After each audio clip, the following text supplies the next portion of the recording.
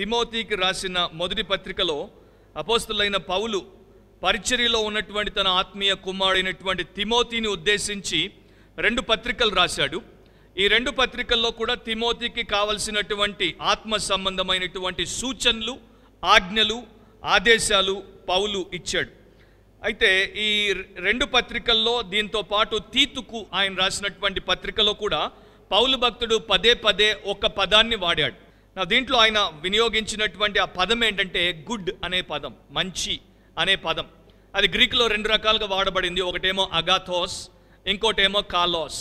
అగాథోస్ అన్న గుడ్, కాలోస్ అంటే beautiful, good and perfect అని అర్థం అనమాట. చాలా మంచిది, సౌందర్యవంతమైనది అండ్ సంపూర్ణమైనది అనే అర్థాన్ని కూడా ఆ 2వ పదం ఇస్తుంది.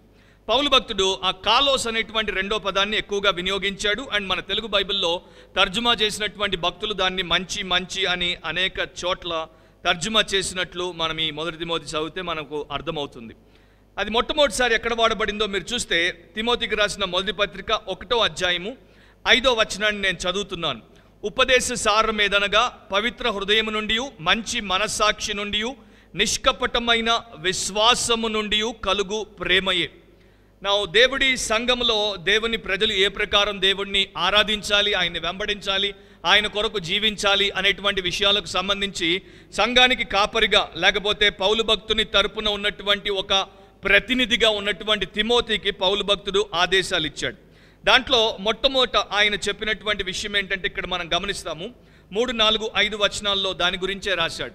5వ వచనంలో మనం చూసాం మంచి మనస్సాక్షి. 3 విషయాలు అక్కడ ఉన్నాయి, కానీ మనకు కావాల్సినటువంటి ఒకదాన్నే నేను ఈరోజు మీతో చెప్తున్నాను, మంచి మనస్సాక్షి.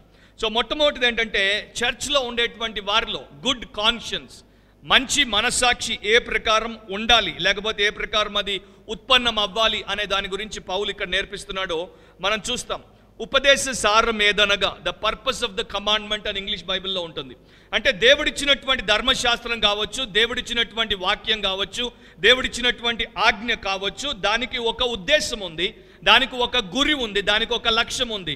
దేవుడి వాక్యాన్ని దేవుడు ఊరక మనము చదువుకోవడానికో, లేకపోతే దాన్ని మనం చర్చించుకోవడానికో, లేకపోతే దాన్ని మనం కాసేపు కూర్చుని బోధిస్తుంటే వినడానికో, లేక దాన్ని కంఠత చేసుకోవడానికో, లేకపోతే 3 సంవత్సరాలు కాలేజీకి వెళ్ళి దాని గురించి బాగా లోతుగా, తీక్షణంగా, కూలంకషంగా చదివి ఒక సర్టిఫికెట్ పొందుకొని ఒక వృత్తిలోనికి వెళ్ళడానికో దేవుడు వాక్యాన్ని ఇవ్వలేదు. దేవుడు వాక్యాన్ని ఎందుకు ఇచ్చాడంటే మనిషిని రక్షించడానికి, రక్షింపబడినటువంటి మనిషిని తన పోలికలోనికి తిరిగి రూపాంతరపరచడానికి ఆ వాక్యాన్ని ఇచ్చాడు. సో పౌలు భక్తుడు ఇక్కడ రాసినటువంటి అంశం ఏంటంటే దేవుడి వాక్యానికి ఉన్న ఉద్దేశం, ధర్మశాస్త్రానికి లేక ఉపదేశానికి ఉన్నటువంటి ఉద్దేశం ఒక్కటే. అది 3 రకాలుగా మన జీవితంలో పనిచేయాలి. మనం వాక్యం వింటాము, వాక్యాన్ని చదువుతాం, వాక్యాన్ని తెలుసుకుంటాం, వాక్యం గురించి అనేకుల ద్వారా మనము లోతుగా ఎరిగేటువంటి అవకాశాలను మనం కలిగి ఉంటాం. అది సరిపోదు. దేవుడి వాక్యం మన హృదయంలో పని చేయడం మొదలుపెట్టినప్పుడే మనకు వాక్యం ద్వారా మేలు కలిగింది అని చెప్పుకునేటువంటి స్థితిలోనికి రాగలం.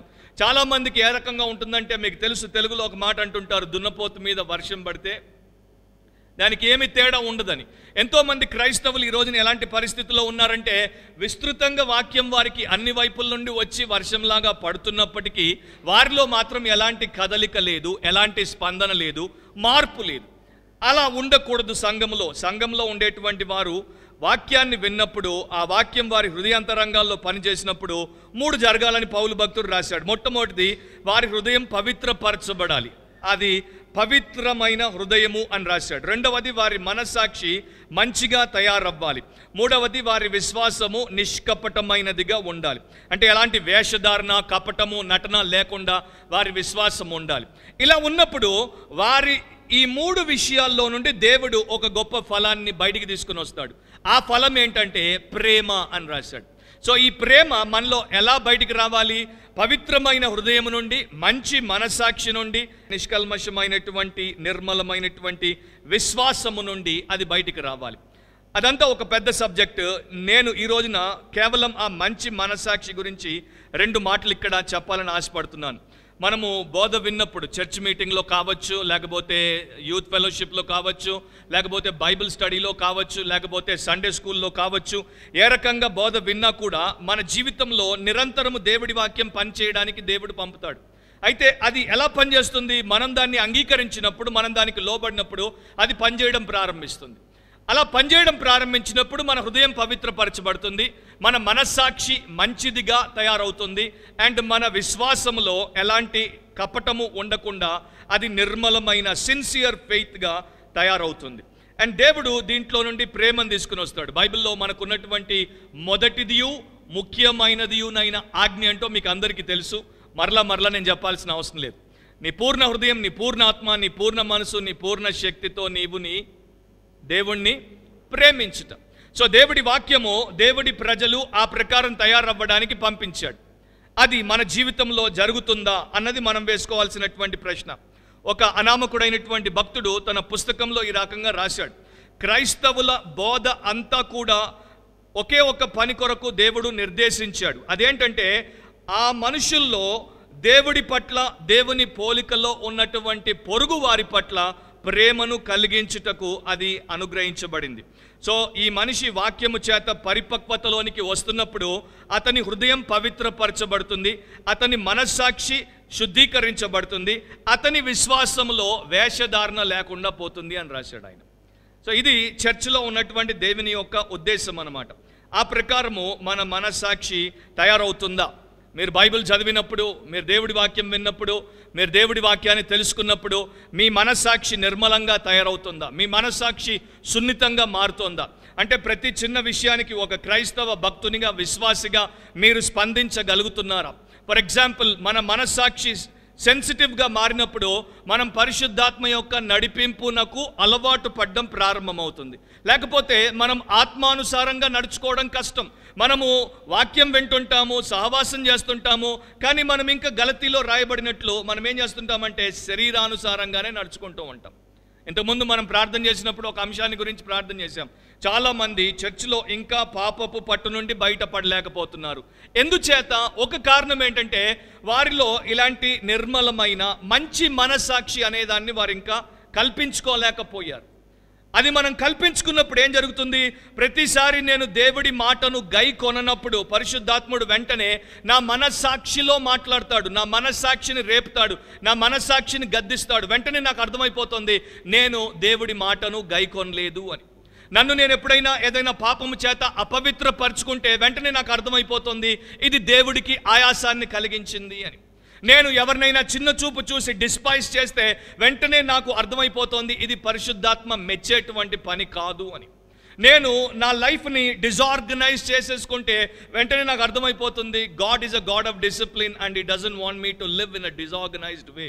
So the Holy Spirit will start convicting my conscience. ఆ ప్రకారము దేవుడి యొక్క వాక్యాన్ని వినియోగించి మన మనసాక్షిలో ఆయన కార్యము చేయడం మొదలు పెడతాడు. అలా ఎప్పుడైతే మనం ఎదుగుతూ ఉంటామో, ఆ స్టేజ్లోనికి మనం వస్తామో, అప్పుడు ప్రభు అయినటువంటి యేసు స్వరం వినడం చాలా సులువు. అప్పుడు ఆయన మార్గంలో నడుచుకోవడం చాలా సులువు. అప్పుడు ఆయన చిత్తాన్ని చేయడం చాలా సులువు. ఆ రూట్లోనికి వచ్చేంత వరకు మనకు చాలా కష్టంగా ఉంటుంది, కానీ అక్కడికి వచ్చినప్పుడు అది దేవుడు చాలా సులభతరం చేస్తాడు. అండ్ భక్తుల జీవిత చరిత్రలు చదివితే ఒకప్పుడు వారు ఏ రకంగా ఉన్నారు, ఆ తర్వాత ఇలాంటి స్థితికి వచ్చినప్పుడు ఎంత గొప్పగా వారు వాడబడ్డారు అనేది మనం అర్థం చేసుకోగలం. బైబిల్ కామెంటేరియన్స్లో ఒకానొక పేరు మోసినటువంటి భక్తుడు, ఆయన పేరు యాడమ్ క్లార్క్. యాడమ్ క్లార్క్ గారి కామెంటరీ అంతటితో నేను అంగీకరించను, కాకపోతే ఆయన కామెంటరీ మాత్రం one of the best commentaries. Matthew henry గారి తర్వాత యాడమ్ క్లార్క్ గారి కామెంటరీ చాలా గొప్పది. ఆయన ఒక యవనస్తుడిగా ఉన్నప్పుడు ఇంగ్లాండ్లో, లండన్లో ఒక సిల్క్ క్లాత్ స్టోర్లో పనిచేసేవాడు ఒక యవనస్తుడిగా. ఆ సిల్క్ అంటే కాస్ట్లీ సిల్క్ అక్కడ ఉన్నటువంటి హై క్లాస్ సొసైటీ పీపుల్కి అమ్మేటువంటి షాప్ అది. దాంట్లో సేల్స్ మెన్గా పనిచేసేవాడు.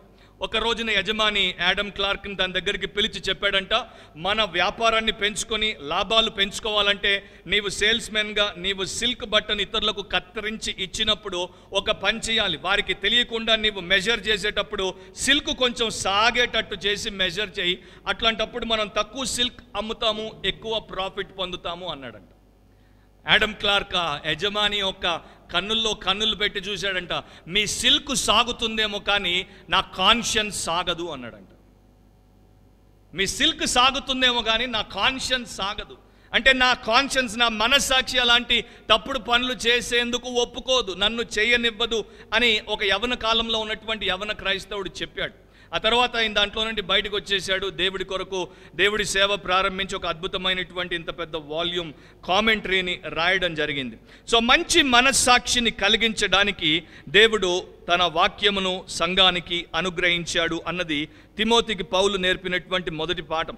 రెండోసారి మనం చూస్తే అదే అధ్యాయంలో 18వ వచనాన్ని గమనిస్తే, నా కుమారుడవైన తిమోతి, నీవు విశ్వాసమును మంచి మనస్సాక్షియు కలిగిన వాడవై నిన్ను గూర్చి ముందుగా చెప్పబడిన ప్రవచనముల చొప్పున ఈ మంచి పోరాటము పోరాడవలనని వాటిని బట్టి ఈ ఆజ్ఞను నీకు అప్పగించుచున్నాను అని రాశాడు. నా రెండవది ఏంటంటే గుడ్ వార్ఫేర్. మొదటిది గుడ్ కాన్షియన్స్, రెండవది గుడ్ వార్ఫేర్. నా తిమోతి గురించి 2 మాటలు మీతో నేను చెప్పాలి. మీలో ఎవరికైనా తెలుసా తిమోతి ఎవరో? తిమోతి ఎవరు బ్రదర్?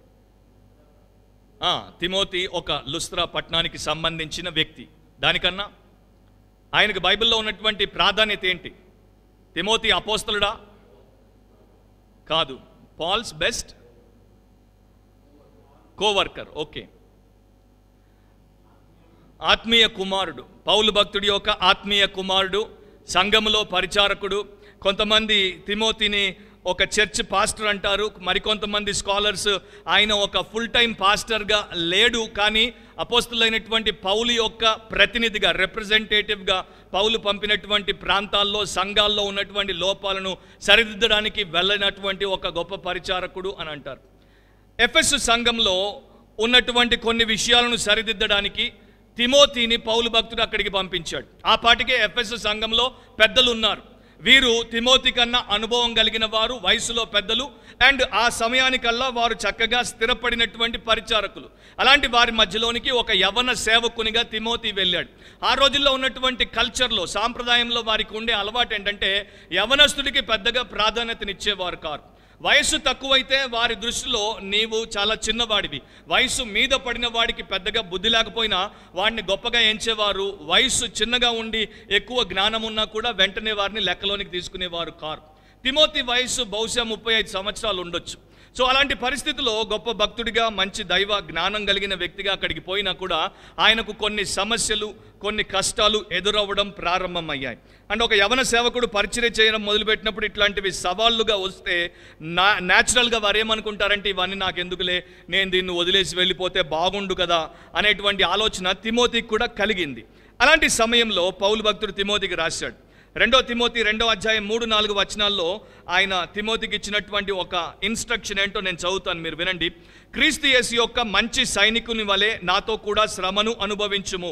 సైనికుడు ఎవడును యుద్ధమునకు పోవునప్పుడు తన్ను దండులో చేర్చుకొనిన వారిని సంతోష పెట్టవలనని ఈ జీవన వ్యాపారములలో చిక్కుకొనడు అని రాశాడు. సో నీవు మంచి సైనికునిలాగా, యేసు ప్రభు యొక్క మంచి సేవకునిలాగా, మంచి సైనికునిలాగా శ్రమను అనుభవించాల్సిన పరిస్థితి వస్తే నాతో కూడా నీవు అనుభవించు అని ఆల్రెడీ తిమోతికి పౌలు భక్తుడు చెప్పాడు.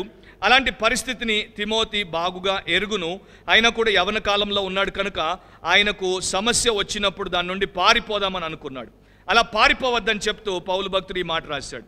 1 తిమోతి 1వ అధ్యాయం 3-4 వచనాలు మరొకసారి నేను చదువుతాను. నేను మాసిదోనియాకు వెళ్ళుచుండగా సత్యమునకు భిన్నమైన బోధ చేయవద్దనియు, కల్పన కథలను, మితము లేని వంశావళులను, విశ్వాస సంబంధమైన దేవుని ఏర్పాటుతో కాక వివాదములతోనే సంబంధము కలిగి ఉన్నవి కనుక వాటిని లక్ష్య పెట్టవద్దని కొందరికి ఆజ్ఞాపించుటకు నీవు ఎఫెసులో నిలిచి ఉండవలనని నిన్ను హెచ్చరించిన ప్రకారము ఇప్పుడును హెచ్చరించుచున్నాను. సో పౌలు తిమోతిని ఎఫెసు సంఘంలో, ఎఫెసు పట్టణంలో ఎందుకు పెట్టాడు? అక్కడ చాలా విషయాలు జరుగుతున్నాయి. ఒకటేంటి, సత్యానికి భిన్నమైన బోధ కొంతమంది చేస్తున్నారు, కల్పనా కథలు కొంతమంది చెప్తున్నారు, మితము లేని వంశావళుల గురించి అక్కడ చర్చలు, డిబేట్లు ప్రారంభమైపోయాయి. ఇవన్నీ కాకుండా విశ్వాస సంబంధమైన దేవుని ఏర్పాటుతో అక్కడ ఉన్నటువంటి పరిచర్యను ముందుకు సాగించమని తిమోతిని అక్కడ నిలబెట్టాడు. నా ప్రియ సహోదరి సహోదరులు ఒకటి గుర్తుపెట్టుకోవాలి, ఇది ఎప్పుడో జరిగిపోయింది కదా అని మనం అనుకోవచ్చు. చాలామంది ఏమనుకుంటారంటే అది ఎప్పుడో ఎవరో ఒక సేవకుడికి పౌలు భక్తుడు రాశాడు, ఎప్పుడో జరిగిపోయింది అని అనుకుంటారు. అయితే మనం గుర్తు చేసుకోవాల్సింది ఏంటంటే ఎప్పుడో జరిగిపోయిందే కాదు, ఇది ఇప్పుడు మరలా జరుగుతోంది. ఈ రోజున ఇలాంటి పరిస్థితి, డిట్టో ఇలాంటి పరిస్థితి మన సమాజంలో ఉంది. ప్రపంచమంతటా మనకి ఇదే కనిపిస్తోంది. ఏంటది? సత్యానికి భిన్నమైన బోధను బోధించేవారు ఎక్కువైపోతున్నారు. రోజు రోజు వారి సంఖ్య పెరిగిపోతోంది. కల్పన కథలు, కల్లిబొల్లి కథలు చెప్పేటువంటి వారు ఎక్కువైపోతున్నారు. మితము లేని వంశావళుల గురించి డిబేట్లు పెట్టేవారు, సెమినార్లు పెట్టేవారు ఎక్కువైపోతున్నారు. కాకపోతే సత్య సంబంధమైన వాక్యాన్ని చెప్పేవారు తగ్గిపోతున్నారు. దాన్ని కరెక్ట్ చేయమని తిమోతిని అక్కడ పెడితే తిమోతి ఏమో ఆయన కష్టం వచ్చిందని పారిపోదాం అనుకుంటున్నాడు. అది కాంటెక్స్ట్. ఆ కాంటెక్స్ట్లో పౌలు భక్తుడు ఆయనకి ఏమని రాశాడు? మంచి పోరాటము పోరాడుము అని అన్నాడు. అండ్ నీ గురించి ముందుగా చెప్పబడిన ప్రవచనముల చొప్పున ఆ పోరాటం పోరాడాలని నీకు ఆజ్ఞ ఇస్తున్నాను అని చెప్పాడు. ఆల్రెడీ తిమోతిని ఆర్డైన్ చేసినప్పుడు, అంటే సేవ కొరకు ఆయన్ని అభిషేకించినప్పుడు, మరి అక్కడ ఉన్నటువంటి కొందరు అపోస్తలులు కావచ్చు, భక్తులు కావచ్చు, అతని గురించి, అతని పరిచర్య గురించి అతనికి కొన్ని ప్రవచనాలు చెప్పారు. వాటిని అతడు మర్చిపోకుండా, వాటిని విస్మరించకుండా ప్రకారం అతడు చేయాలని పౌలు భక్తుడు అతనికి జ్ఞాపకం చేస్తున్నాడు. నా ప్రియ సహోదరి సహోదరులారా, ఒకటి గుర్తుపెట్టుకోవాలి, తిమోతి పౌలు మాట విన్నాడు. Praise the Lord. Timothy Paul మాట విన్నాడు. ఈ రోజున చాలామంది పాస్టర్ల మాట వినరు. Yes or no? చాలామంది పాస్టర్ మాట వింటే మంచిది. మొన్న నేను ఒక న్యూస్ పేపర్ చదువుతున్నప్పుడు రజనీకాంత్, మీకు తెలుసు కదా, popular south Indian film star, ఆయన ఏమంటారు?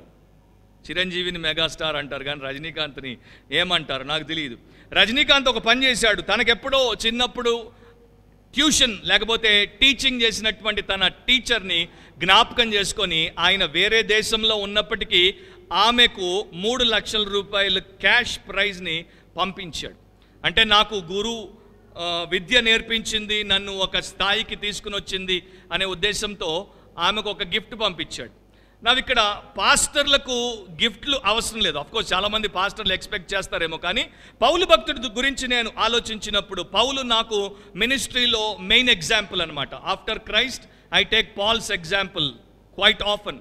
పౌలు ఏమంటాడంటే, మీరు దేవుడి వాక్యం ప్రకారం నడుచుకుంటే మీరే నా ఆనందం, మీరే నా అతిశయ కిరీటం, మీరే నా బహుమానం అంటాడు.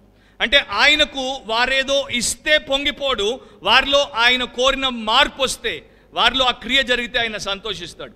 పౌలు భక్తుడి మాటను తిమోతి చెవిన పెట్టి ఆ ప్రకారం మంచి పోరాటం పోరాడాడు. అక్కడే ఆయన చివరి వరకు ఉన్నాడు. మనం దీన్ని ఎట్లా తీసుకోవాలి? మనం దేవుడి కోసం ఏ పని చేసినా, అది ఎంత చిన్న పనైనా కావచ్చు, అది చర్చిలో ఊడ్చే పని కావచ్చు, లేకపోతే లైట్లు ఫ్యాన్లు వేసే పని కావచ్చు, లేకపోతే పిఏ సిస్టమ్ పని కావచ్చు, ఆర్ ఇంకొక పని కావచ్చు, సండే స్కూల్ మినిస్ట్రీ కావచ్చు, కాయర్ కావచ్చు, మ్యూజిక్ కావచ్చు, మరొకటి కావచ్చు, ఏదైనా కావచ్చు. దాంట్లో మనకెప్పుడైనా కష్టం వచ్చిందనుకోండి, మనకెప్పుడైనా ఇబ్బంది వచ్చిందనుకోండి, మనకెప్పుడైనా అయ్యో ఇది నాకు భారంగా మారిపోతుంది అని అనిపించింది అనుకోండి, ఆర్ ఎవరైనా మనల్ని పట్టించుకోలేదనుకోండి, ఎవరైనా మనల్ని ఒక మాట అనేశారనుకోండి, అప్పుడు న్యాచురల్గా మనం ఏమవుతాం? నాకెందుకులే ఇది. Yes or no? అవునా కదా? హలో. సో మన హ్యూమన్ టెండెన్సీ అంటే, ఎందుకు నన్ను నేను ఇలాంటి ప్లేస్లో పెట్టుకున్నాను, నేను ఎందుకు ఇక్కడ సఫర్ అవ్వాల్సి వస్తుంది, నేను దీన్ని వదిలేసి వెళ్ళిపోతాను. అది మన టెండెన్సీ, వదిలేసి వెళ్ళిపోతాం. దేన్ని వదిలేస్తున్నాం? ఎవరో మనిషి పనిని వదిలేయట్లేదు, ఏదో చర్చ్ పనిని వదిలేయట్లేదు. స్వయంగా దేవుడు నీ హృదయాన్ని ప్రేరేపించి నిన్ను దాంట్లోనికి తీసుకుని వచ్చాడు అని నువ్వు నమ్మితే నువ్వు దేవుడి పనిని వదిలేసి వెళ్ళిపోతున్నావు. అది చేయకూడదు. అక్కడ నువ్వు గట్టిగా నిలబడాలి, స్థిరంగా ఉండాలి, అండ్ నీ దేవుడి కొరకు మంచి పోరాటం పోరాడాలి అని పౌలు భక్తుడు తిమోతికి రాశాడు. సో ఒక సైనికుడు ఎప్పుడు కూడా తన యొక్క ఆ స్థావరాన్ని విడిచి వెళ్ళకూడదు. వాడు ఏం విడుస్తాడంటే ప్రాణం విడుస్తాడు, కానీ తనకి తన అధికారి ఇచ్చినటువంటి స్థావరాన్ని మాత్రం విడవడు. అలాగే దేవుడి సేవకుడు కూడా సేవ ఏదైనా పర్వాలేదు, దాంట్లో మంచిగా పోరాడాలని పౌలు భక్తుడు తిమోతికి నేర్పించాడు. అలా మనం ఎప్పుడైతే చేస్తామో అప్పుడే మనం ఎదగడానికి అవకాశాన్ని పొందుతాం. ఆపర్చునిటీ ఎప్పుడు వస్తుందో తెలుసా? ఆబ్స్టెకల్స్ ఉన్నప్పుడే ఆబ్స్టెకల్ని ఆపర్చునిటీగా మార్చుకోవడం మనం నేర్చుకోవాలి. అండ్ రెండవది, అప్పుడే మనం ఇతరులకు మేలు చేసిన వారం అవుతాం, దేవుణ్ణి మహిమపరిచిన వారం అవుతాం. ఒక భక్తుడు ఈ రకంగా రాశాడు, ఎప్పుడైతే శ్రమ అనేటువంటి గాలి బలంగా వీస్తుందో అప్పుడు నీ నావ యొక్క ఆ తెరచాపను నీవు సరిగ్గా చేసుకుని నీ నావలో ఉన్నటువంటి ఆ రడ్డర్ని, దాన్ని ఏమంటారు తెలుగులో? చుక్కాని, దాన్ని యేసు చేతుల్లో పెట్టేయమంటాడు ఆయన. ఎందుకంటే అది నీకు వ్యతిరేకంగా ఉంది, దాన్ని నువ్వు సరిచేసుకో, కానీ చుక్కానిని యేసు చేతుల్లో పెట్టి ఆయన తీసుకెళ్తాడు. ఒకవేళ నువ్వు అట్లా చేయకుండా నువ్వు పారిపోదాం అనుకుంటే, ఆ తర్వాత పౌలు భక్తుడు కొంతమంది గురించి 19వ వచనంలో రాశాడు, వారికి జరిగినట్లే నీకు కూడా జరుగుతుందని ఆ భక్తుడు అంటాడు. పౌలు అంటాడు, విశ్వాస విషయమై ఓడ బద్దలైపోయిన వారి వలె చెడి ఉన్నారు. అంటే their faith and their life was shipwrecked. ఆ యొక్క గాలికి, దాని దెబ్బకు వారి ఓడ బద్దలైపోయింది, వారు సముద్రంలో మునిగిపోవాల్సినటువంటి పరిస్థితి వచ్చింది. అలాంటి స్థితిలో మనం ఉండాల్సిన అవసరం లేదు. మంచి పోరాటం ద్వారా మనం దేవుడిని మహిమపరచగలమని పౌలు తిమోతికి రాశాడు. మూడో విషయాన్ని మనం చూద్దాం. 1 తిమోతి 2వ అధ్యాయము 9-10 వచనాలు నేను చదువుతున్నాను. మరియు స్త్రీలను అనుకువయు స్వస్థ బుద్ధియు గలవారై ఉండి తగుమాత్రపు వస్త్రముల చేతనే గాని జడలతోనైనను బంగారముతోనైనను ముత్యములతోనైనను మిగుల వెలగల వస్త్రములతోనైనను అలంకరించుకొనక దైవభక్తి గలవారమని చెప్పుకొను స్త్రీలకు తగినట్టుగా సత్క్రియల చేత తమ్మును తాము అలంకరించుకొనవలెను. అవి ఇక్కడ తెలుగు పండితులు మంచి క్రియలు అనే బదులు సత్క్రియలు అని రాశారు. సో ఇక్కడ కూడా మనం మరలా పౌలు భక్తుడు వాడిన మూడవ మంచిదాన్ని మనం చూస్తున్నాం. గుడ్ వర్క్స్ అన్నది ఆయన చెప్తున్నాడు. చర్చిలో స్త్రీలు ఎలా ఉండాలి అన్న దాని గురించి రాశాడు. నాకు చాలా ఆశ్చర్యాన్ని కలిగించేటువంటి బైబిల్ బోధ ఏంటంటే, మన లైఫ్లో, మన ఇంట్లో ఎట్లా ఉండాలో దేవుడు చెప్పాడు, మార్కెట్లో ఎట్లా ఉండాలో దేవుడు చెప్పాడు, ఆఫీస్లో ఎట్లా ఉండాలో దేవుడు చెప్పాడు, అండ్ చర్చిలో ఎట్లా ఉండాలో దేవుడు చెప్పాడు. దేవుడు చెప్పందంటూ ఏది లేదు. మన సమస్య ఏంటంటే, దేవుడు మనం ఎక్కడ ఎలా ప్రవర్తించాలని చెప్పాడో దాన్ని తెలుసుకోకపోవడం చేత తారుమారుగా మనం ప్రవర్తిస్తూ ఉంటాం. స్త్రీల గురించి దేవుడు చాలా విషయాలు చెప్పాడు. అవన్నీ ఇప్పుడు నా టాపిక్ కాదు. నా టాపిక్ ఒకటే, ఏంటంటే స్త్రీ సంఘములో దైవభక్తి గలది అని అనుకున్నప్పుడు ఆమె ఏ రకంగా ఉండాలి అన్న దాని గురించి మాత్రం ఇక్కడ నేను చెప్తాను. మొట్టమొదటిది, ఆమె ఫోకస్ దేని మీద ఉండాలి, ఆమె దృష్టి, ఆమె ధ్యాస, ఆమె గురి దేని మీద ఉండాలి. ఆయన చెప్పాడు, వారు మరి వస్త్రాల మీద కానీ, జడల మీద కానీ, బంగారు ముత్యాల మీద కానీ, వెలగల వస్త్రాల మీద కానీ, వాటి అలంకరణ మీద కానీ ఎక్కువగా ఫోకస్ చేయకూడదు అన్నాడు. అంటే వాటిని వాడకూడదు అనలేదు, వాటి మీద ఎక్కువ ఫోకస్ చేయకూడదు అంటున్నాడు. రెండవది, వాటి పట్ల ఫాండ్నెస్ని పెంచుకోవద్దు, వాటి పట్ల ప్రీతిని పెంచుకోవద్దు. ఇప్పుడున్నటువంటి సొసైటీలో మనకున్నటువంటి ఒక కల్చర్ ఏంటంటే, స్త్రీలు ఒకరితో ఒకరు పోల్చుకుంటుంటారు. ఆమె 5,000 పట్టుకడితే నేను ఇంకో మెట్టెక్కి 7,000 పట్టైనా కట్టాలి. ఆమె 10,000 నెక్లెస్ వేస్తే, ఇప్పుడు 10,000కి నెక్లెస్ రాదు, రింగ్ వస్తుంది అనుకుంటారు ఇప్పుడు. సో ఆమె ఇన్ని వేల నెక్లెస్ వేస్తే నేను దానికన్నా ఇంత నెక్లెస్ వేయాలి, ఆమె వార్డ్రోబ్ అన్నీ ఉంటే నా వార్డ్రోబ్లో ఎంత ఉండాలి అని చాలామంది స్త్రీలు ఇతరులతో పోల్చుకుంటూ ఉంటారు. అది స్త్రీకి ఉన్నటువంటి ఒక బలహీనత. అందుకనే ఒక లోక సంబంధి అయినటువంటి మేధావి, అంటే వరల్డ్లీ జీనియస్ మ్యాన్ ఒక మాట అన్నాడు. ఏమన్నాడంటే, తెలుగులోనే చెప్తాను, స్త్రీ అంట మంచి వస్త్రాల కోసం ప్రాకులాడేటువంటి ఒక పశువు అన్నాడు ఆయన. అఫ్కోర్స్ దాంతో నేను ఏకీభవించను, ఎందుకంటే అందరూ అలాంటి స్త్రీలు కారు, అవునా కదా? కానీ ఆ మేధావి మాత్రం అలాంటి కామెంట్ చేశాడు. బహుశా ఆయన చూసినటువంటి లోకంలో స్త్రీలు అట్లా ఆయన కనిపించారు. సంఘంలో అలాంటి పరిస్థితి లేదు, అలాంటి పరిస్థితి ఉండకూడదు అన్నది పౌలు భక్తుని యొక్క బోధ.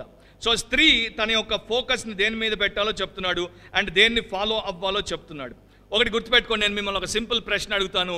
మీరు స్త్రీలు ఇక్కడ కొంతమంది ఉన్నారు, మీరు దేని గురించి ఇతరుల ముందు గుర్తింపు పొందాలనుకుంటున్నారు? Do you want to be known because of your wardrobe, or do you want to be known because of your good works?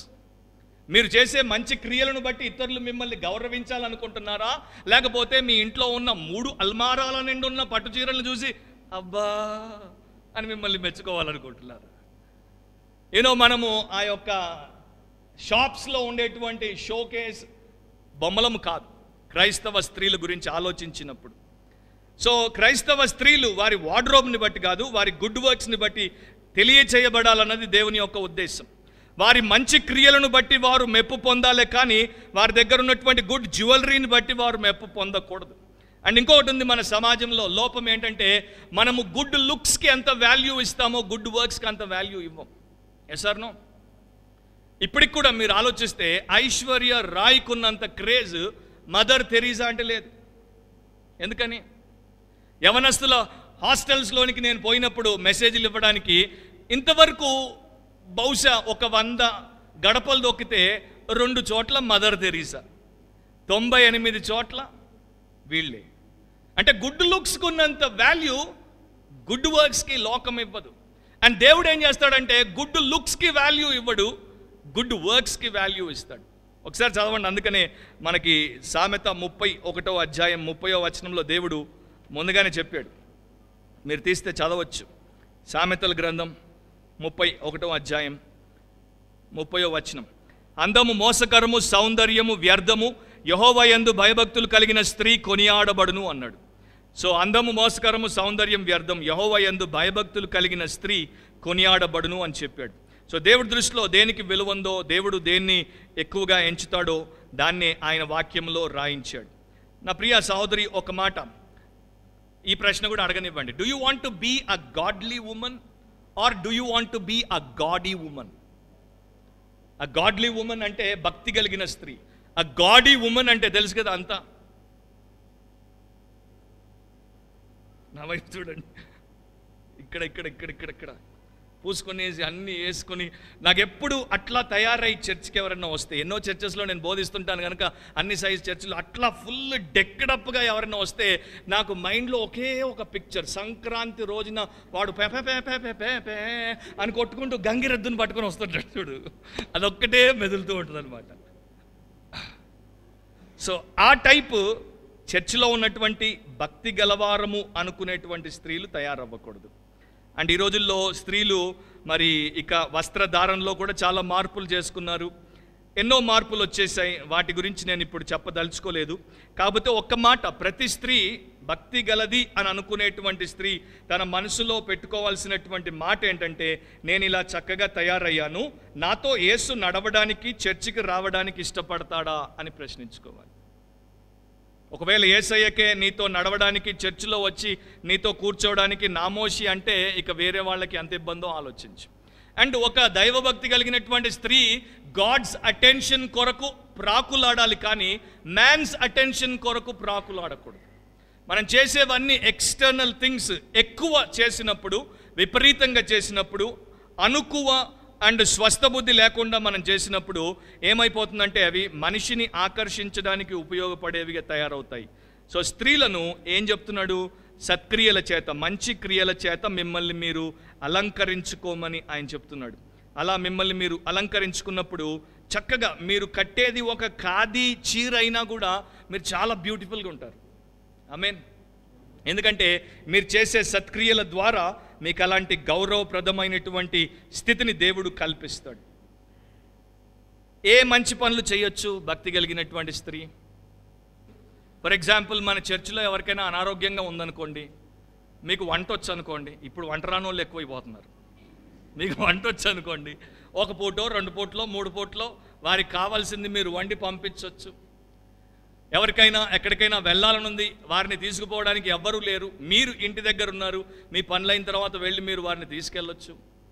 Are అలా మీరు ఆలోచిస్తే, అని నేను చెప్పడం నా ఉద్దేశం కాదు, కానీ మీరు ఆలోచిస్తే పరిశుద్ధాత్మ దేవుడు అనేక రకాలుగా ఒక భక్తి కలిగిన స్త్రీ మంచి చేయడానికి అవకాశాలను ఇస్తాడు, చూపిస్తాడు. అండ్ మీరు బైబిల్ చదివినప్పుడు 2 స్త్రీలు, ఫర్ ఎగ్జాంపుల్ ఒక ఆమె గురించి చెప్తాను. ఆమె పేరు దోర్కా. ఏం చేసిందంట ఆమె ఏం చేసిందో బైబిల్లో రికార్డ్ చేయబడింది. ఏం చేసింది ఆమె? విధవరాళ్లకు ఏం చేసింది? ఆమెకి ఏమొచ్చు? బట్టలు కుట్టడం వచ్చు. సో ఆమె ఏం చేసింది? అది కుట్టి ఆ విధవరాళ్ళకి ఇచ్చింది. దాన్ని దేవుడు రికార్డ్ చేయించాడు, దాన్ని సత్క్రియ అన్నాడు. So that is one good work a godly women can do. So ఆ ప్రకారము ఏ రకంగా సంఘంలో స్త్రీలు వారు ఘనముగా, దేవుడికి మహిమకరముగా, ఇతరులకు మేలుకరంగా మార్చుకోగలరో దేవుడు చెప్తున్నాడు. అది ప్రతి ఒక్కరూ నేర్చుకోవడం చాలా మంచిది. ఒక ఆయన అంటాడు, చాలా పెద్ద మంచి ఉద్దేశం కన్నా చాలా చిన్న మంచి పని మేలు అంటాడు. చాలా పెద్ద మంచి ఉద్దేశం కన్నా చాలా చిన్న మంచి పని మేలు. కొంతమంది చెప్తుంటారు, బ్రదర్ నాకు ఇంత చేయాలని ఉంది, బ్రదర్ నాకు అంత చేయాలని ఉంది, బ్రదర్ నాకు చెయ్యరు. కొంతమంది ఏమో సైలెంట్గా వచ్చేసి చిన్న చిన్న పనులు మంచివి చేసేసుకుంటూ వెళ్ళిపోతారు.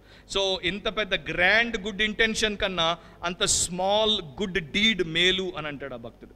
4వ దాంట్లోనికి వెళ్ళిపోదాం. Good behaviour. 1 తిమోతి 3వ అధ్యాయము 1-2 వచనాలు నేను చదువుతున్నాను. ఎవడైనను అధ్యక్ష పదవిని ఆశించినట్లా అట్టివాడు దొడ్డ పనిని అపేక్షించుచున్నాడను మాట నమ్మదగినది. అధ్యక్షుడగు వాడు నిందారహితుడును, ఏకపత్ని పురుషుడును, మితానుభవుడును, స్వస్థబుద్ధి గలవాడును, మర్యాదస్తుడును.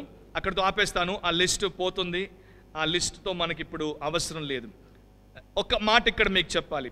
తెలుగులో దొడ్డ పని ఉంది, కానీ అది గ్రీక్లో చూస్తే ఇట్స్ ఎ గుడ్ వర్క్ అంటున్నాడు. అంటే దేవుడి సేవను ఒక వ్యక్తి కోరుకోవడం, దేవుడి సేవలోనికి ఒక వ్యక్తి రావడము, సరైనటువంటి వ్యక్తి రావడము ఘనమైనది, మంచిది, శ్రేయస్కరమైనది, శ్రేష్టమైనది అని పౌలు భక్తుడు చెప్తున్నాడు.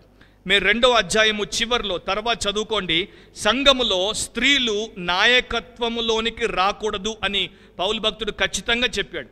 చెప్పిన తర్వాత 3వ అధ్యాయం మొదట్లో స్త్రీలు సంఘంలో నాయక పాత్ర తీసుకోకూడదని చెప్పి సంఘంలో ఎవరు నాయకులుగా ఉండొచ్చో అన్నది చెప్పినప్పుడు ఏ పురుషుడు అంటే ఆ పురుషుడు చర్చిలో అధ్యక్షుడిగా ఉండడానికి ఆయన అనుమతించలేదు. పురుషుల్లో ఇలాంటి లక్షణాలు కలిగినటువంటి వారే సంఘములో ఆత్మ సంబంధమైనటువంటి నాయకత్వపు పాత్రను పోషించుటకు దేవుడి చేత నియమించబడ్డారు. అలాంటి వారు ఆ పనిని కోరుకున్నప్పుడు అది మంచి పని అని చెప్పాడు. దాంట్లో ఒక్క మాట మనకు కావాల్సింది ఇక్కడ మనం చూస్తాం, మర్యాదస్తుడు అనుంది. అంటే ఆ pastor or an overseer or a spiritual leader or a bishop. ఆ రోజుల్లో బిషప్ అనే మాటకు ఈ రోజుల్లో బిషప్ అనే మాటకు పొంతం లేదు. ఆ రోజుల్లో రీజనల్ బిషప్స్ ఉండేవారు కారు. అంటే 10 సంఘాల మీద, 25 సంఘాల మీద, 50 సంఘాల మీద ఇప్పుడు నేను బిషప్ అంటున్నారు. అండ్ ఇప్పుడు బిషప్రిక్కి క్రేజ్ వచ్చేసింది. నాకు 3 చర్చిలు ఉంటే నేను పోయి నన్ను కూడా బిషప్ ఉపేందర్ అనుకోవచ్చు. 3 చర్చిలు ఉంటే చాలు. అట్లాంటి అంటే దిగజారుడు తనంలోనికి మినిస్ట్రీలో చాలామంది దిగిపోయారు. ఆ రోజుల్లో బిషప్ అంటే అర్థం అది కాదు. బిషప్ అంటే ఎపిస్కోపాస్ అంటే ఓవర్సియర్ అని అర్థం, అంటే పర్యవేక్షకుడు. దేవుడి సంఘం అంతా కూడా సమిష్టిగా చక్కగా వాక్యానుసారంగా కొనసాగుతుందా లేదా, పెద్దలు వారి పని చేస్తున్నారా లేదా, పరిచారకులు వారి పని చేస్తున్నారా లేదా, సంఘము దేవుడి చిత్తాన్ని నెరవేరుస్తుందా లేదా అన్నదంతా కూడా చూసుకునేటువంటి ఆ పరిచారకుడిని, పెద్దను బిషప్ అని ఉద్దేశించేవారు. అలాంటి వానికి ఏ లక్షణాలు ఉండాలో చాలా చెప్పాడు. ఒకటే ఒకటి ఇక్కడ మనకు కావాల్సింది గుడ్ బిహేవియర్ గురించి చెప్పాడు. అంటే ఒక సేవకుడు మంచి ప్రవర్తన కలిగినటువంటి వాడై ఉండాలి. ఈ రోజున నేను క్రైస్తవుడినై ఇప్పటికి 23.5 సంవత్సరాలు. నేను ఒక అన్య కుటుంబం నుండి వచ్చాను. నేను చిన్నప్పటి నుండి నమ్మేది ఏంటంటే ఎవరైనా ఒక పనిని చేపడితే దానికి పూర్తి న్యాయము చేయాలి, 100% జస్టిస్ చేయాలి.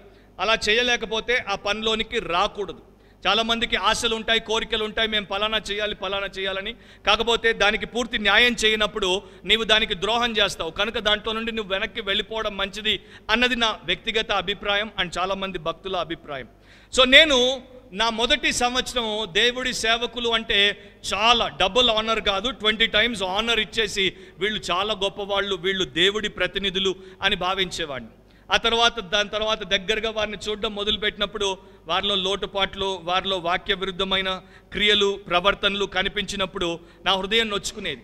అంటే ఇంత హై స్టాండర్డ్లో ఉండాల్సినటువంటి డివైన్ సర్వెంట్స్ ఈ ప్రకారం తయారైపోయారేంటి?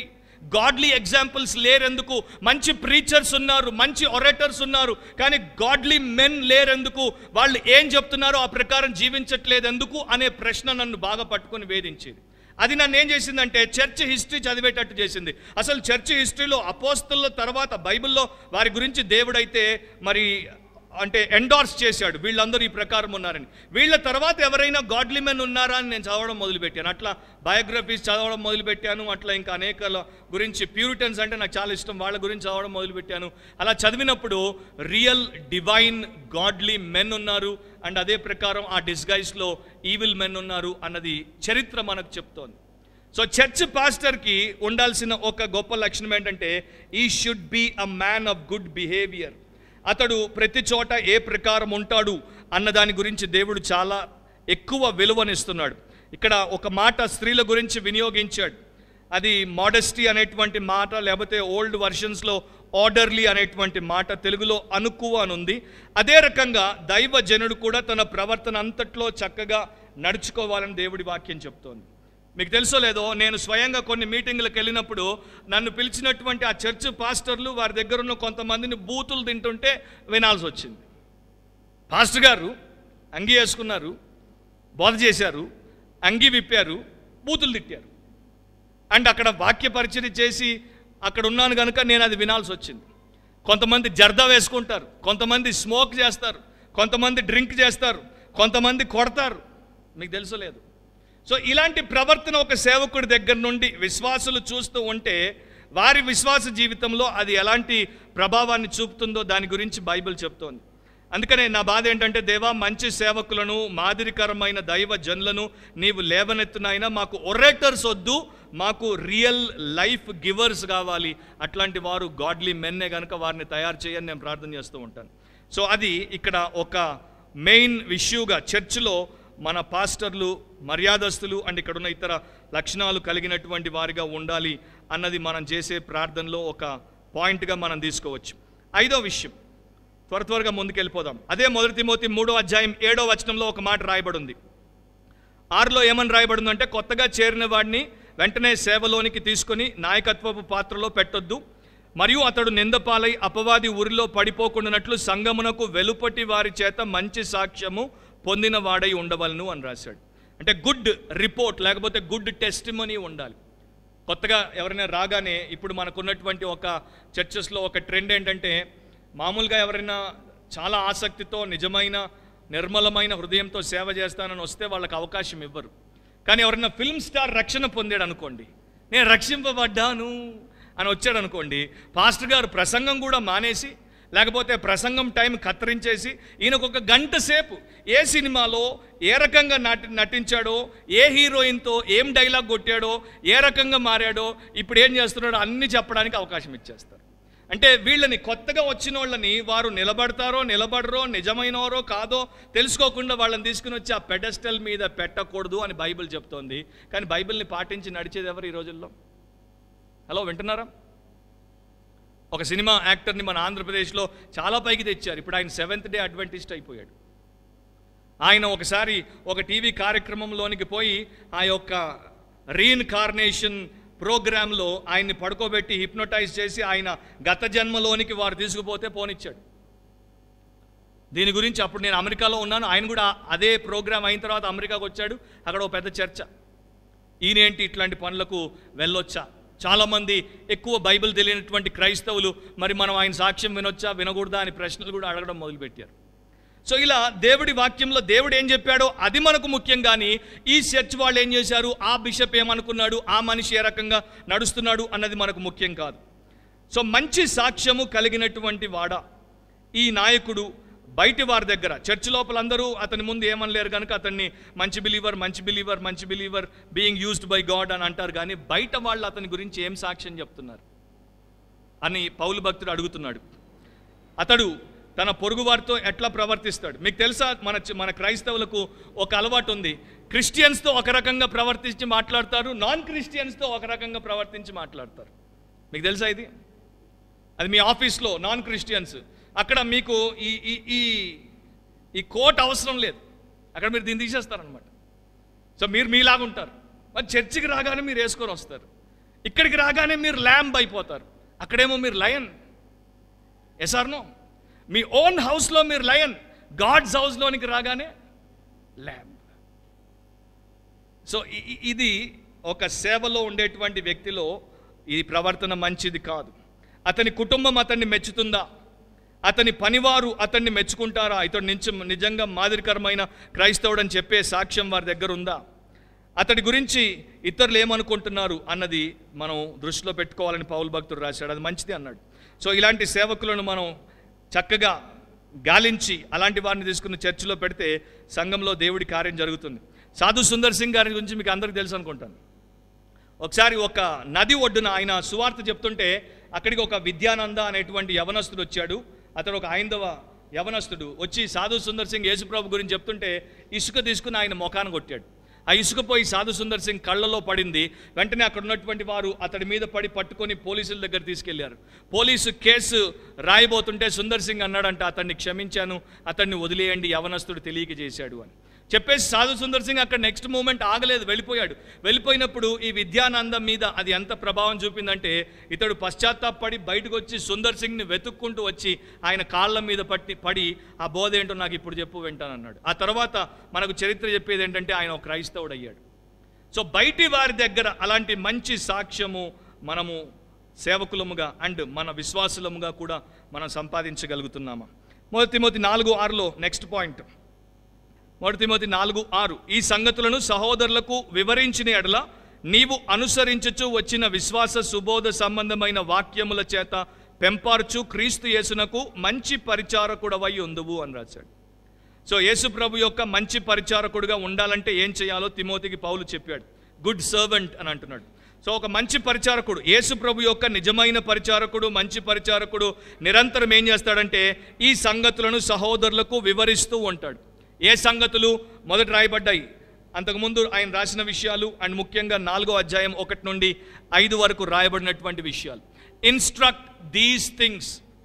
సో ఒక చర్చ్ పాస్టర్ యొక్క చీఫ్ మినిస్ట్రీ ఏంటంటే preaching the word of God as it is. దేవుడి వాక్యం ఎలా ఉందో అలా జనాలకు చెప్పేటువంటి బాధ్యత, వారికి బోధించుట, వారికి నేర్పించుట, వారికి విపులంగా వివరించుట, వారికి అర్థమవులాగున దాన్ని వారికి ఆయన తెలియచెప్పుట.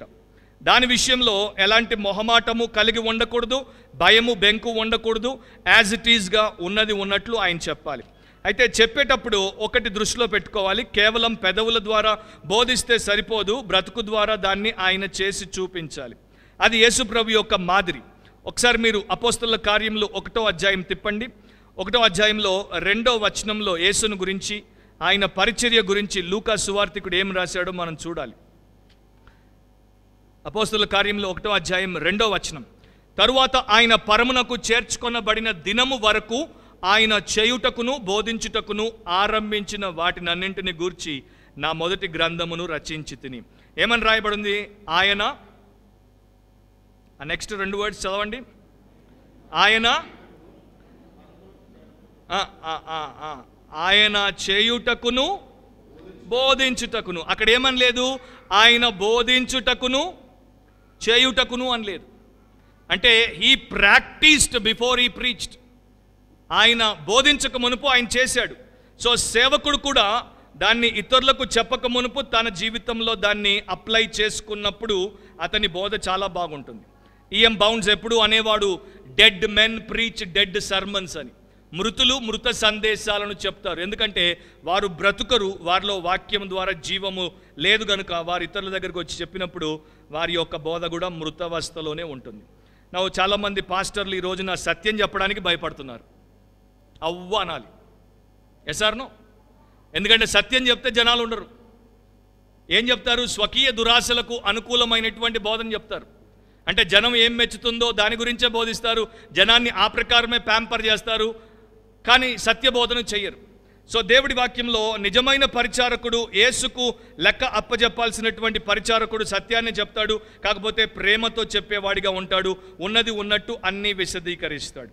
కొంతమంది ఏమనుకుంటారంటే ఎప్పుడైనా పాస్టర్ గారు ఇది తప్పు అది తప్పు, ఆయన చేసేది తప్పు వీళ్ళు చేసేది తప్పు అనగానే ఈయనో నెగిటివ్ పాస్టర్ అనుకుంటారు. ఎస్ఆర్నో? కానీ మీరు యేసు ప్రభు చేసిన బోధన చూడండి, జాగ్రత్తగా చూడండి, ఆయన ఎంతమందిని తప్పులు పట్టాడో మీకు అర్థమవుతుంది. ఫర్ ఎగ్జాంపుల్ మత్తయి సువార్త 23వ అధ్యాయం చదవండి. వీళ్ళు వేషధారులు, వీళ్ళు వేషధారులు, వీళ్ళు వేషధారు, వీళ్ళు వేషధారులు అన్నారు. ఆయన కొందరిని సర్పసంతానం అన్నాడు, కొంతమందిని సున్నం కొట్టిన సమాధులు అన్నాడు. ఆ భాష ఈ రోజున చాలామంది పాస్టర్లు వాడరు. కాకపోతే సత్యాన్ని చెప్పమని ఆయన వాక్యమే చెప్తోంది కనుక దాన్ని చెప్పడంలో మనం సంకోచించకూడదు. ఇది తప్పు, ఎందుకో ఇది తప్పు అన్నదాన్ని దేవుడి సేవకుడు చూపించగలగాలి. అలా చూపించినప్పుడే ఏది వాస్తవమో ఏది కాదో ప్రజలు తెలుసుకుంటారు. అండ్ నా ప్రియ సహోదరి సహోదరులు, ఈ రోజున సేవకులను ఎట్లా ఎంపిక చేసుకుంటున్నారో తెలుసా? నన్ను కొంతమంది సెమినరీ స్టూడెంట్స్ అడుగుతుంటారు, మీరు చాలా చర్చెస్కి వెళ్తుంటారు కదా, మీకు చాలామంది కమిటీలు తెలుసు, పాస్టర్లు తెలుసు, సో నాది బీటీహెచ్ అయిపోయింది, ఎంటీహెచ్ అయిపోయింది, ఎండివ్ అయిపోయింది, మీకు తెలిసిన చర్చెస్లో డినామినేషన్స్లో మరి నా రెజ్యూమే పంపిస్తాను, నాకు కొంచెం పాస్టోరల్ జాబ్ ఏదైనా ఇప్పించండి బ్రదర్ అని నన్ను అడుగుతుంటారు. అండ్ ఈ కమిటీ వాళ్ళు కూడా కొన్ని సందర్భాల్లో నాకు చెప్తుంటారు, మాకు ఈ క్వాలిఫికేషన్స్ ఉన్నటువంటి పాస్టర్ కావాలి బ్రదర్ అని. దాంట్లో నేను చూసింది ఏంటంటే, పాస్టర్ గారికి మంచి థియోలాజికల్ డిగ్రీ ఉండాలంటారు, పాస్టర్ గారికి బేసిక్ గ్రాడ్యుయేట్ ఎడ్యుకేషన్ ఉండాలంటారు, పాస్టర్ గారికి ఏదైనా మ్యూజికల్ టాలెంట్ ఉండాలంటారు, పాస్టర్ గారికి కనీసం 5 సంవత్సరాల ఎక్స్పీరియన్స్ అయినా ఉండాలంటారు, పాస్టర్ గారు సింగర్ కావాలంటారు, అండ్ పాస్టర్ గారు మంచి వక్త అయి ఉండాలి అంటారు. కానీ పాస్టర్ గారు నమ్మకంగా యేసు సేవ చేసే వ్యక్తిగా ఉండాలి అని మాత్రం ఎవరు అడగరు. కానీ దేవుడి వాక్యం ఏం చెప్తుందంటే పాస్టర్ గారు ఇట్లా ఉండాలి. సో రేపు దేవుడు మనల్ని ఒకటే ఒక ప్రశ్న అడుగుతాడు, నేను చెప్పమన్నది నువ్వు చెప్పావా లేదా? ఒక సేవకుడు సంఘానికి 20 సంవత్సరాలు సేవ చేశాడు. సేవ చేసిన తర్వాత ఒకరోజు అకస్మాత్తుగా రాజీనామా చేసేసి పక్కనే ఉన్నటువంటి శ్మశానంలో ఫ్యూనరల్ డైరెక్టర్ అయ్యాడు. అంటే శ్మశాన కార్యక్రమాలు చేస్తుంటారా? అమెరికాలో, ఇంగ్లాండ్లో ఫ్యూనరల్ డైరెక్టర్స్ అంటారు. ఇక్కడ మనకు ఫ్యూనరల్ డైరెక్టర్లు ఉండదు, ఇక్కడ మనకు కాటోడు ఉంటాడు. సో ఆ ఫ్యూనరల్ డైరెక్టర్ అయినప్పుడు చర్చిలో చాలామందికి ఆశ్చర్యం అనిపించి ఆయన దగ్గరకు వచ్చి అడిగారంట, ఎందుకు 20 ఏళ్ళు మీరు అంత నమ్మకంగా సేవ చేసిన తర్వాత అకస్మాత్తుగా ఇలాంటి పొజిషన్కి వెళ్ళిపోయారన్నప్పుడు ఆయన చాలా బాధతో చెప్పాడంట, నేను ఆ జాన్కి 10 సంవత్సరాల నుండి చెప్తూ వచ్చాను తాగుడు మానరా అని, వాడు మానలేదు, వాడు ఇంకా తాగుతూనే ఉన్నాడు. నేను ఆ యొక్క భార్యాభర్తలు హ్యారోల్డ్కి సూజన్కి వాళ్ళ వైవాహిక సమస్యల్లో 3.5 సంవత్సరాలు కూర్చొని కౌన్సిలింగ్ చేశాను, వాళ్ళిద్దరు విడాకులు తీసుకుని వేరైపోయారు. నేను గత 2 సంవత్సరాలుగా బాబ్కి డ్రగ్స్ మానేయమని చెప్తున్నాను, వాడు ఇంకా డ్రగ్స్లో మునిగిపోయాడు. సో నేను చర్చిలో 20 ఏళ్ళు పనిచేసినా ఒక్కరిని కూడా స్ట్రైటన్ చేయలేకపోయాను. నేను ఇక్కడికి వచ్చి 2 నెలలు అయింది, వచ్చిన ప్రతి శవాన్ని స్ట్రైట్గా పెడితే స్ట్రైట్గానే ఉంటుంది. సో ఇక్కడ ఈజీగా ఉందన్నమాట, నువ్వు ఎట్లా పెడితే అట్లా ఉంటారు. కానీ చర్చిలో బతుకున్న వాళ్ళు అట్లా లేరు. కానీ ఎప్పుడైతే దేవుడి వాక్యం ఉన్నది ఉన్నట్టుగా బోధించబడుతుందో అలా స్ట్రైటన్ అవ్వాల్సిన వాళ్ళందరూ స్ట్రైటన్ అయిపోతారు. ఒక మనిషి ఇంకొక మనిషిని స్ట్రైటన్ చేయలేడు, దేవుడి వాక్యము పరిశుద్ధాత్మే స్ట్రైటన్ చేస్తాడు. సో ఆ ప్రకారం తయారవుతున్నారా అన్నది దేవుడి ఉద్దేశం. కనుక సేవకులు అట్లా ఉండాలంటారు. నా చివరి 2 మాటలు 1 తిమోతి 6వ అధ్యాయంకి వచ్చేయండి. కొన్నిటిని నేను ఆల్రెడీ వదిలేశాను, మీరు తర్వాత చదువుకోండి ఇంకా ఏమేం మంచి గురించి ఆయన రాశాడు. 1 తిమోతి 6:12లో ఇంకొక మంచి పోరాటం గురించి చెప్పాడు. విశ్వాస సంబంధమైన మంచి పోరాటము పోరాడము, నిత్య జీవమును చేపట్టుము, దాన్ని పొందుటకు నీవు పిలువబడి అనేక సాక్షులు ఎదుట మంచి ఒప్పుకొంటివి. నాకు ఇక్కడ ఒకే ఒక మాట, మంచి పోరాటము, గుడ్ ఫైట్, దాని గురించి చెప్పాడు. మీరు 6వ అధ్యాయము 3వ వచనం నుండి చదువుకుంటూ 11వ వచనం వరకు వస్తే కాంటెక్స్ట్లో దేని గురించి చెప్తున్నాడో మీకు అర్థమవుతుంది. అంటే ఈ లోకంలో ఉన్నటువంటి అవినీతికి, పాపానికి, ఇతర విషయాలకు, దైవిక విరుద్ధమైనటువంటి విషయాలకు నీవు దూరంగా పారిపోమన్నాడు. అండ్ అవి నిన్ను నిరంతరము పడగొట్టే ప్రయత్నం చేస్తున్నప్పుడు వాటికి లొంగకుండా మంచి పోరాటము పోరాడుతూ వాటిని అధిగమించి, ఎందుకంటే నీవు నిత్య జీవాన్ని చేపట్టాలి అని పౌలు భక్తుడు చెప్పాడు. సో పౌలు తిమోతికి రాసినట్లు తిమోతి తన జీవితంలో ఆ పోరాటం చేశాడు. ఒక మాట నేను ఇక్కడ మిమ్మల్ని అడిగి నా చివరి పాయింట్ చెప్తాను. మీరు కూడా పోరాటం చేస్తూ ఉంటారు. ఫర్ ఎగ్జాంపుల్ ఈ రోజున మనకు నిత్యము పోరాటమే. ఇది చేయమని లోకం చెప్తుంది, దేవుడు చేయొద్దు అంటాడు. సో ఇక్కడ మనకు ఒక పోరాటం, it's a struggle, it's a battle, it's a రెసల్. So ఇక్కడ మనం పోరాడుతుంటాం. ఇక్కడ మనం పట్టు సడలిస్తే మనం ఓడిపోతాం, ఇక్కడ మనం స్థిరంగా ఉండకపోతే మనం స్లిప్ అయిపోతాం. సో దేవుడు ఏమంటున్నాడు, ఎట్టి పరిస్థితుల్లో కాంప్రమైజ్ అవ్వద్దు, ఎట్టి పరిస్థితుల్లో స్లిప్ అవ్వద్దు, stand and fight the good fight. అది దేవుడి మాట. సో దేవుడి మాటను ప్రతి విశ్వాసి పాటిస్తే వాళ్ళు చాలా సులువుగా ఈ పోరాటంలో నెగ్గగలరు. ఫర్ ఎగ్జాంపుల్ నేను ఖచ్చితంగా తీర్మానించుకున్నాను, ఎట్టి పరిస్థితుల్లో ఎలాంటి ప్రెషర్ వచ్చినా లంచము ఇవ్వను. నా బైబిల్ కాలేజ్కి లంచం ఇస్తేనే కట్టనిస్తామన్నారు, మేము ఇవ్వమన్నాం. సో నేను ఎంతవరకు డిసైడ్ చేశానంటే అసలు బైబిల్ కాలేజే పెట్టను, కానీ లంచం ఇవ్వను. అలాంటి గట్టి నిర్ణయాలు ఎందుకు మనం తీసుకోలేం? హలో, వింటున్నారు నా మాట? ఎందుకు తీసుకోలేం? అబద్ధం ఆడను, ఎట్టి పరిస్థితుల్లో అబద్ధం ఆడను. అలాంటి నిర్ణయాలు మనం ఎందుకు తీసుకోలేం? మంచి పోరాటం ఎందుకు పోరాడలేం? పౌలు భక్తుడు అన్నాడు 2 తిమోతి 4:7లో, మంచి పోరాడము పోరాడి తిని, నా పరుగు కడముట్టించి తిని, విశ్వాసము కాపాడుకొంటిని. సో సేమ్ థింగ్ని తిమోతికి ఆయన చెప్తున్నాడు. సో నా ప్రియ సహోదరి సహోదరులారా, మీరున్నది ఒక మంచి పోరాటంలో. మీరు మంచి కోసం, సత్యం కోసం, నీతి కోసం, దేవుడి కోసం పోరాడుతున్నారు కనుక ఎప్పుడు నిర్వీర్యం అయిపోవద్దు, బలంగా ఉండండి, దానికోసం పోరాడండి. దాని తర్వాత మీకు కలిగేటువంటి ఫలం చాలా గొప్పగా ఉంటుంది. నా లాస్ట్ పాయింట్ 6వ అధ్యాయం 18వ వచనం. వారు వాస్తవమైన జీవమును సంపాదించుకొను నిమిత్తము రాబోవు కాలమునకు మంచి పునాది తమ కొరకు వేసుకొనుచు మేలు చేయువారును సత్క్రియలు అను ధనము గలవారును ఔదార్యము గలవారును తమ ధనములో ఇతరులకు పాలిచ్చువారునై ఉండవలనని వారికి ఆజ్ఞాపించు. 17, 18, 19 మీరు చదివితే ఈ లోకంలో ధనవంతులైన వారు ఎలా ఉండాలి, ఏం చేయాలి అన్న దాని గురించి చెప్పాడు.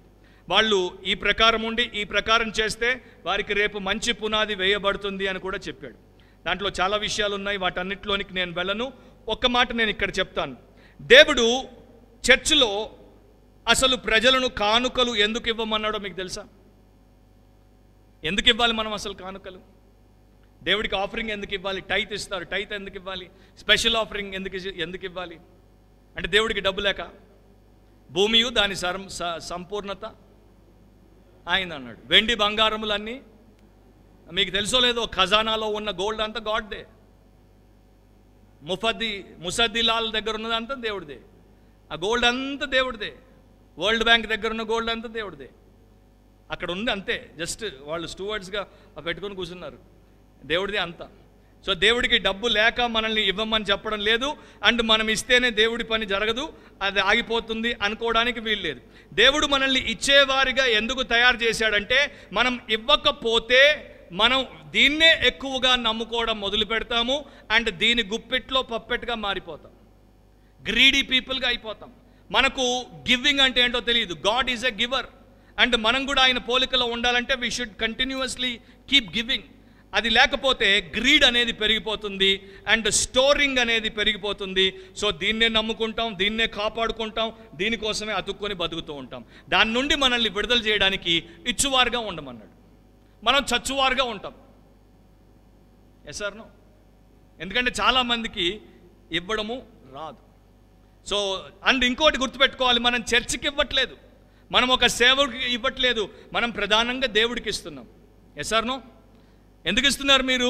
దీంట్లో ఒక పాస్టర్ రాయించలేదు, దీంట్లో దేవుడు రాయించాడు. ఆయన రాయించాడు, ఆయన మాటను బట్టి మీరు పలానా చర్చికి వెళ్తే అక్కడ, పలానా సేవకుడి దగ్గరికి వెళ్తే అక్కడ అలా ఇస్తున్నారు. అలా ఇవ్వడం ద్వారా దేవుడు మీకే రేపు ఒక మంచి పునాదిని ఆయన తయారు చేస్తున్నాడంట. రిజర్వ్ బ్యాంక్ ఆఫ్ ఇండియా వారు ఏం చేశారంటే, అమెరికా దేశానికి మీరు వెళ్తూ ఉంటే మీరు $10,000 తీసుకుపోవచ్చు అని మన ఇండియన్స్కి ఒక లిమిట్ పెట్టారనమాట. సో ఎప్పుడైనా ఎవరైనా బయటికి వెళ్తుంటే మీరు $10,000 అక్కడ మీరు ఉన్నప్పుడు మీ ఖర్చులకు వాడుకోవడానికి మీరు తీసుకొని పోతారు. ప్రతి దేశానికి పోయే వాళ్ళు తప్పకుండా ఫారిన్ కరెన్సీని కొనుక్కొని పోతారు. Yes or no? Either card అయినా వాడతారు. మరి మనం హెవెన్కి పోతున్నాం, అక్కడ మనకు స్టోర్ చేసుకోమని దేవుడు చెప్పాడు. మనం ఇవ్వకపోతే మనకు అక్కడ స్టోర్ అవ్వదు. అందుకని మనం ఇవ్వడం ద్వారా ఎన్నో మేళ్ళు జరుగుతాయి. ఒక మేలు ఏంటంటే, మీరు అక్కడ మంచి పునాదిని వేసుకున్న వారు అవుతారు అని ప్రభు చెప్తున్నాడు. ఒక చర్చ్లో, స్విస్లో ఒక చిన్న చర్చ్ పాత పడిపోయింది, పై కప్పు పెచ్చులు ఊడి పడిపోతుంది. సో పాస్టర్ గారు చర్చ్ మెంబర్లందరికీ చెప్పారంట, మనం ఆరాధన అయిపోయిన తర్వాత కాసేపు ఇక్కడే ఉండి ప్రార్థన చేద్దాం, ఆ డబ్బు మనకు వచ్చినట్లు, దాన్ని రిపేర్ చేయించున్నట్లు అని. సో ప్రతి వారం అలాగే ప్రార్థన చేసేవారు. ఒక ముసలాయన వచ్చి కూర్చునేవాడు, కాకపోతే ఎప్పుడూ ఆ డోర్ పక్కన చివరి కుర్చీలో కూర్చునేవాడు. వీళ్ళు ప్రార్థన అయిపోయిన తర్వాత కానుక పళ్ళం పంపే టైంలో లేచి వెళ్ళిపోయేవాడు. ఎందుకంటే ఆ ముసలాయన దగ్గర డబ్బు బాగా ఉంది, కానీ ఇచ్చే గుణం లేదు. ఒక రోజున వేరే దగ్గర నుండి వికార్ వచ్చాడు, అంటే ఆ చర్చి పెద్ద వచ్చాడు. ఆయన రావడం చేత ఇంకొంతమంది ఎక్కువ వచ్చారు. ఇదొక ప్రాబ్లం అనమాట. కొన్ని డినామినేషనల్ చర్చెస్లో ఎవ్రీ సండే రారు. బిషప్ వచ్చినప్పుడు స్పెషల్ గ్యాదరింగ్ ఉంటుంది, జీసస్ వచ్చినప్పుడు ఎవ్రీ సండే జీసస్ వస్తాడు. సో జీసస్ కోసం రారు, బిషప్ల కోసం వస్తారు, ఫలానా వాళ్ళ కోసం వస్తారు. అదో ప్రాబ్లం అనుకోండి. సో ఈ వికార్ వచ్చాడు కనుక చర్చ్ అంతా నిండిపోయింది. ముసలాయనకి అక్కడికి వచ్చి కూర్చుందామంటే ఆ చివరి సీటు లేదు. సో ఈ ముసలాయన చూసి పాస్టర్ గారు ఒక యంగ్స్టర్ని లేపి ముందు కుర్చీ ఇచ్చాడు. సో ముసలాయన ముందు కుర్చీలో కూర్చున్నాడు. కానుకల పళ్ళం వచ్చేసరికి ఈసారి లేచిపోలేడు, ఎందుకంటే చర్చ్ నిండా జనం ఉన్నారు. ఆయన ఏం చేద్దామా అనుకుంటున్నప్పుడు పైనుండి ఒక పెచ్చు ఊడి ఠాప్న తల మీద పడింది. వెంటనే ఆయన అనుకున్నాడంట, ఇది మనిషి చేసింది కాదు, ఇది ఖచ్చితంగా దేవుడే చేశాడు, నేను ఇవ్వకుండా పోతున్నాను కనుక దేవుడే నాకు కొట్టి మరీ గుర్తు చేస్తున్నాడు, నేను ఇవ్వాలి అని లేచి చెప్పాడంట సిన్సియర్గా, నేను ఈ రూఫ్ రిపేర్ కోసం 1000 pounds ఇస్తాను అని. వెనకాల నుండి ఇంకొక ముసలాయన అన్నాడంట, ఇంకో దెబ్బ కొట్టు దేవా అని. సో కొంతమందికి అట్లా పడితే కానీ ఇవ్వరు. మనకు ఆ స్థితి రావద్దు. ఏది చేసినా ప్రభు కోసం అండ్ ప్రభువుకు మీకు మధ్యలో ఉన్న సంబంధాన్ని బట్టి మీరు చేస్తారు కనుక వాక్యంలో దేవుడు ఏది మంచిది అని చెప్పాడో ఆ ప్రకారం మనం జీవిస్తే మన భవిష్యత్తుకు నిత్యత్వానికి మంచి పునాది వేసుకున్న వారం అవుతాం. మనం ముందు చూపు కలిగిన వారంగా ఉండుట నేర్చుకోవడం చాలా అవసరం. ప్రార్థన చేద్దాం.